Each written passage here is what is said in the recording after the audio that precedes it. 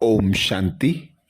आज दिनांक 13 फरवरी 2023 बाबा ने महावाक्य में हम बच्चों को जो शिक्षाएं दी उनका मनन करेंगे।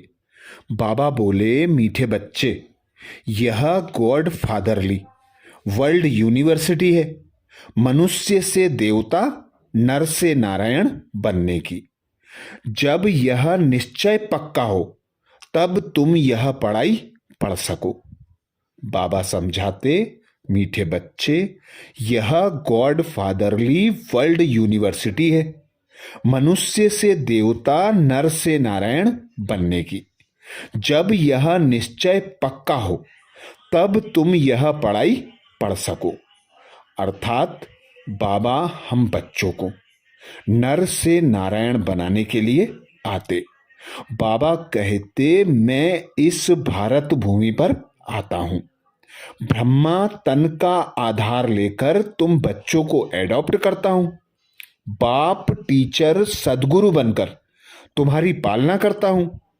जो बच्चे यह निश्चय कर लेते कि हम बाबा के पास पढ़ने के लिए आए हैं, नर से नारायण बनने के लिए आए हैं, तो बाबा कहते यह निश्चय ही तुम बच्चों को ब्राह्मण बनाता और तुम ब्राह्मण ही यह पढ़ाई पढ़कर नर से नारायण बनते हो। क्योंकि स्वयं भगवान आकर हम बच्चों को ज्ञान और योग सिखलाकर नर से नारायण बनाते, तो बाबा कहते तुम बच्चे यहां सम्मुख बैठ पढ़ते हो और श्रीमत पर चल बाबा को याद कर, बाबा के ज्ञान को धारण कर नर से नारायण बनते हो। पर बाबा कहते निश्चय पक्का हो। जिन बच्चों को निश्चय होता है वही इस पढ़ाई को पढ़ते हैं। जिन्होंने कल्प पहले यह पढ़ाई पढ़ी वही फिर पढ़ते हैं। इसीलिए बाबा कहते यह जो गाया जाता है, आत्माएं परमात्मा अलग रहे बहुकाल, सुंदर मेला किया जब सदगुरु मिले दलाल, तो उसका हिसाब किताब बाबा हम बच्चों को समझाते हैं। बहुत काल से अलग तुम आत्माएं रहती हो, अब बाप के पास अर्थात गॉड फादरली यूनिवर्सिटी में आते हो राजयोग सीखने। बाप तो सर्वेंट है।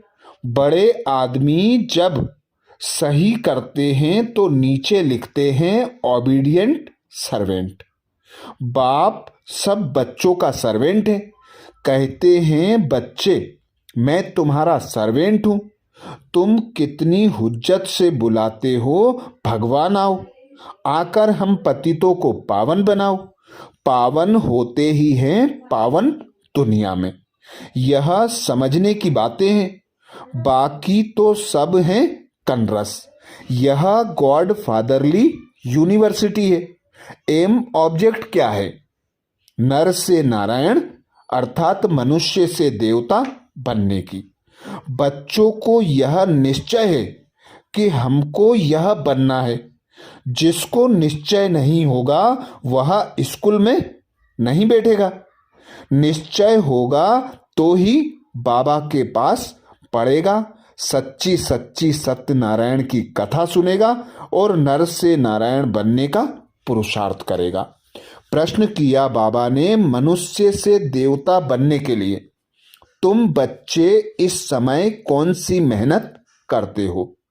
मनुष्य से देवता बनने के लिए तुम बच्चे इस समय कौन सी मेहनत करते हो? उत्तर में बाबा समझाते, आंखों को क्रिमिनल से सिविल बनाने की, साथ साथ मीठा बनने की। सतयुग में तो हैं ही सबकी आंखें सिविल, यहां यह मेहनत नहीं होती। बाबा कहते वहां सतयुग में यह मेहनत नहीं होती। यहां पतित शरीर, पतित दुनिया में तुम बच्चे आत्मा भाई भाई हो, यह निश्चय कर आंखों को सिविल बनाने का पुरुषार्थ कर रहे हो।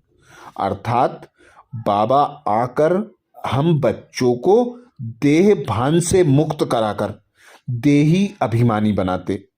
बाबा हम बच्चों को क्रिमिनल आई से परिवर्तन कर सिविल आई कर देते। तो बाबा कहते यही मेहनत तुम बच्चे अभी संगम पर करते हो। 63 जन्मों से तुम देहभान में रहे, देहधारियों को देखते, देहधारियों की मत पर चलते देहभान में रहे, तो आंखें क्रिमिनल बन गई। अब मैं आता हूं तुम बच्चों को देही अभिमानी बनाने। तो तुम बच्चे अभी संगम पर खुद को आत्मा अनुभव करते, खुद को आत्मा समझने का अभ्यास करते। तो बाबा कहते इस समय तुम स्वधर्म में टिकने का पुरुषार्थ करते हो, सिविल आंखें बनाते हो, साथ साथ मीठा बनते हो, आपस में भाई भाई की दृष्टि रखते हो, क्योंकि अभी समझाया जाता है तुम बच्चे एक आत्मा हो, तुम्हारा पिता परम पिता परमात्मा है, जिसे तुम पुकारते थे, मात पिता हम बालक तेरे। तो बाबा कहते अभी वही पुरुषार्थ करते हो, यह निश्चय कर आंखों को सिविल बनाने का पुरुषार्थ करते हो। इसीलिए बाबा कहते अभी तुम समझते हो जैसे तुम आत्मा हो वैसे वह सुप्रीम आत्मा है, साइज एक ही है। कहते भी हैं हम सब ब्रदर्स हैं, आत्माएं सब भाई भाई हैं, बेहद का बाप एक है, बाकी सब भाई भाई है। पार्ट बजाते हैं, यह समझने की बाबा कहते बातें हैं। यह है ज्ञान की बातें जो एक बाप ही आकर समझाते हैं। तुम यह बातें समझकर फिर औरों को समझाते हो। इसको ही बाबा कहते रूहानी ज्ञान, जो रूहानी सुप्रीम बाप आकर हम रूहों को समझाते हैं। बाबा अभी संगम युग पर आकर हम बच्चों को रचता और रचना के आदि मध्य अंत की नॉलेज देकर आस्तिक बनाते। बाबा कहते अभी आस्तिक बनने से तुम कितने सुखी बन जाते हो। तुम यहाँ आए ही हो यह देवता बनने। इस समय तुम बच्चों को बहुत मीठा बनना है। तुम एक बाप की संतान भाई बहन ठहरे, क्रिमिनल दृष्टि जाना सके। इस समय मेहनत करनी पड़ती है, आंखें ही सबसे जास्ती क्रिमिनल होती हैं। आधा कल्प क्रिमिनल रहती हैं, आधा कल्प सिविल रहती हैं। सतयुग में देवी देवताओं की आंखें सिविल होती हैं, क्योंकि वे देही अभिमानी हैं। यहां तुम देह भान में रहते हो तो क्रिमिनल आई होती है। इसीलिए बाबा कहते इस समय सूरदास की कथा बैठ सुनाते हैं। कहते हैं मुझे आना पड़ता है पतित दुनिया, पतित शरीर में। जो पतित बने हैं उन्हों को पावन बनाने। तो जिन बच्चों को निश्चय हो जाता वह पुरुषार्थ में लग जाते हैं। अगला प्रश्न किया बाबा ने, भक्तों की किस एक बात से सर्वव्यापी की बात गलत हो जाती है? भक्तों की किस एक बात से सर्वव्यापी की बात गलत हो जाती है?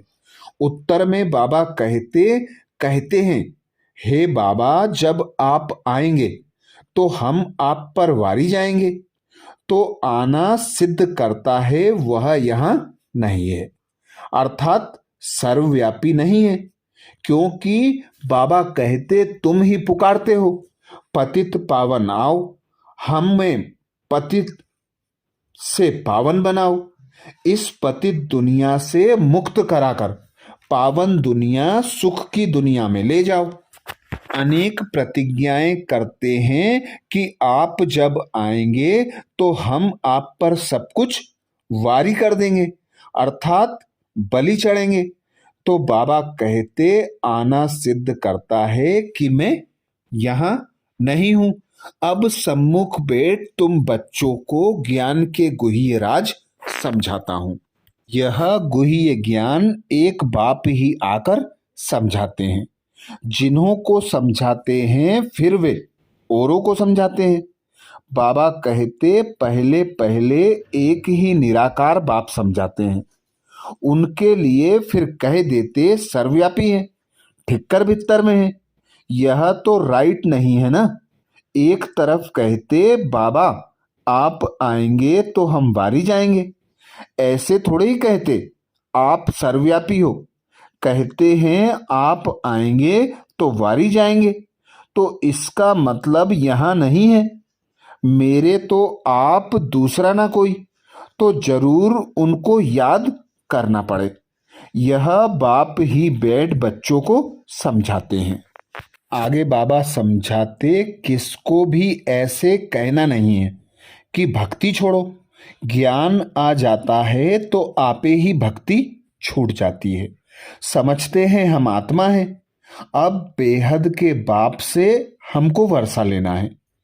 पहले बेहद के बाप की पहचान चाहिए, वह निश्चय हो गया, फिर हद के बाप से बुद्धि निकल जाती है। गृहस्थ व्यवहार में रहते बुद्धि का योग बाप के साथ लग जाएगा।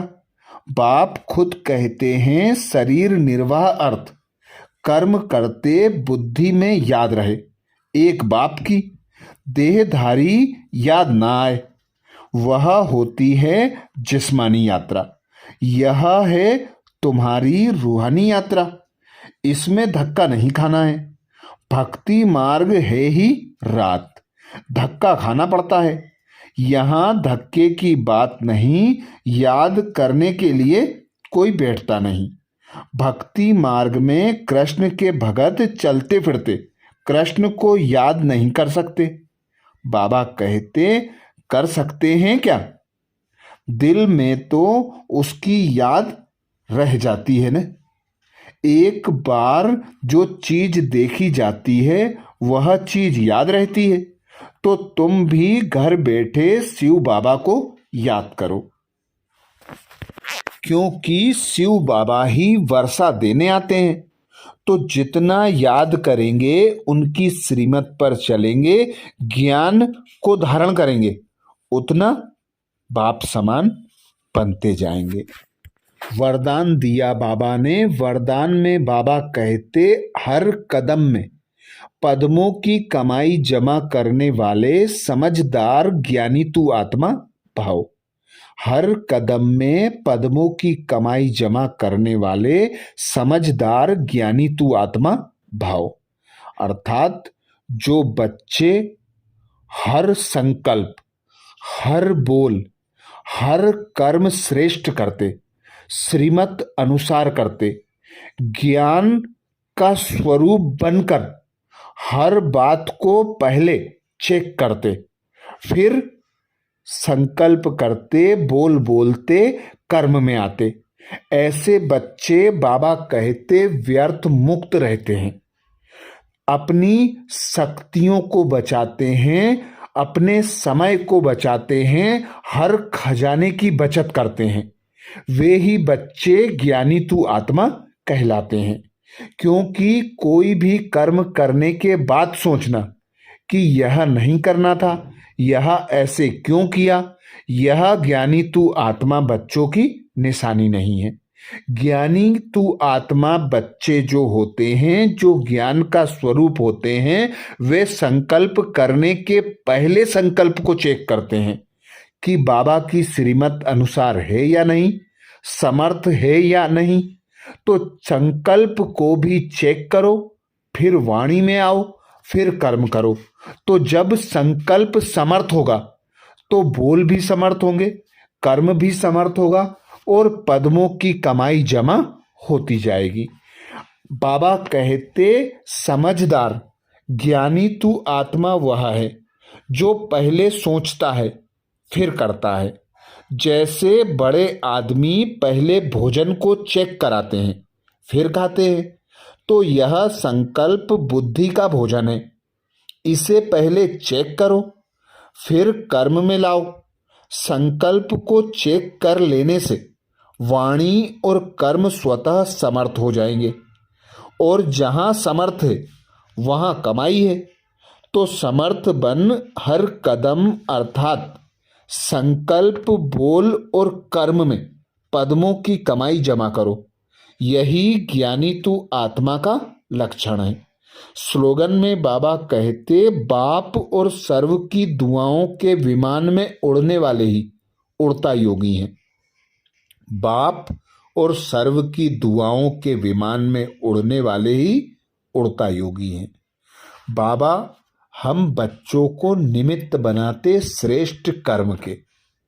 पुण्य आत्मा बनाने के लिए बाबा हम बच्चों को अनेक ज्ञान के गुह्य रहस्य समझाते, कर्म अकर्म विकर्म की गुह्य गति समझाते, सृष्टि के आदि मध्य अंत की नॉलेज देते, जिसके आधार पर ही हम बच्चे सर्व आत्माओं को बाबा का परिचय देते, अर्थात अनाथ से सनात बनाते, दुख अशांति से मुक्त कराकर सुख शांति का मार्ग बताते। तो उन सर्व आत्माओं की भी हमें दुआएं प्राप्त होती और बाबा भी सपूत बच्चों को दुआएं देते। तो बाप और सर्व की दुआएं जिन बच्चों को प्राप्त होती, वे तीव्र गति का पुरुषार्थ करते, अर्थात उड़ता योगी बन जाते। अच्छा, ये थे बाबा के महावाक्य। ओम शांति।